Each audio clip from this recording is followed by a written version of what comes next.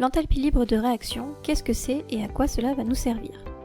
Qu'est-ce que l'enthalpie libre de réaction? L'enthalpie libre de réaction, c'est une grandeur que l'on va noter grand G.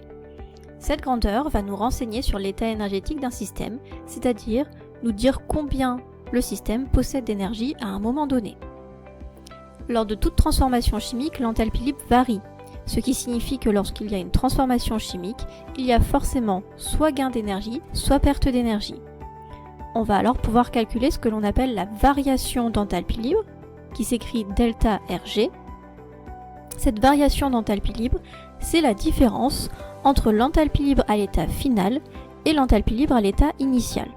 Autrement dit, on va faire la différence entre l'état énergétique à la fin de la transformation chimique et l'état énergétique au début de la transformation chimique. Ainsi, on va voir si on a plutôt gagné de l'énergie ou perdu de l'énergie. La variation d'enthalpie libre delta Rg est une grandeur qui possède une unité. Cette unité est le kJ par mol ou le joule par mol. Mais à quoi va nous servir de calculer la variation d'enthalpie libre? En réalité, ce qui va nous intéresser, c'est uniquement le signe de la variation d'enthalpie libre. Ce signe va nous permettre de déterminer si la transformation chimique que l'on a en face de nous se fait spontanément ou pas. Il va y avoir 3 cas de figure possibles. Premier cas de figure, la variation d'enthalpie libre est inférieure à 0, donc le signe est négatif. Cela signifie qu'il y a moins d'énergie à la fin qu'au début de la réaction. S'il y a moins d'énergie à la fin qu'au début de la réaction, cela signifie que la transformation chimique a libéré de l'énergie, que de l'énergie est sortie du système. On dit alors que la réaction elle est exergonique. Une réaction qui est exergonique, donc qui libère de l'énergie, est une réaction qui se fera favorablement, c'est-à-dire que spontanément, la réaction se fera. On dit alors que spontanément, elle se fera dans le sens direct de la réaction, c'est-à-dire dans le sens noté de la flèche qui va de la gauche vers la droite.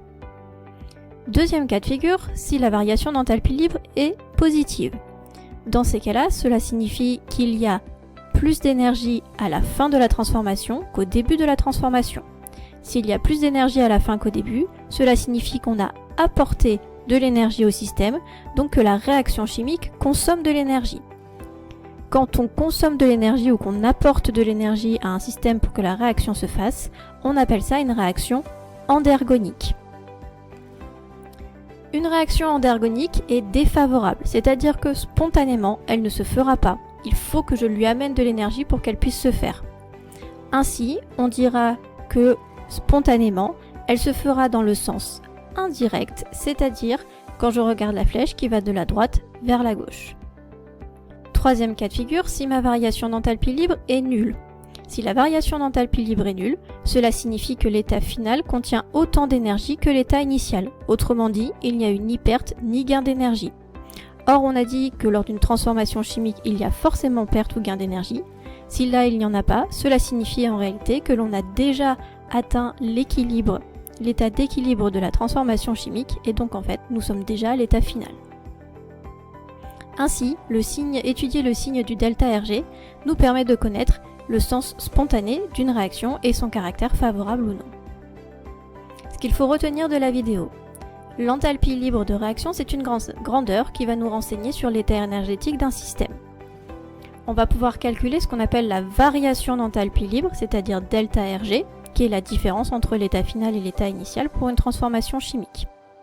En regardant le signe de cette variation d'enthalpie libre, on va pouvoir savoir si la réaction se fait spontanément ou non, et donc savoir si elle est exergonique ou endergonique.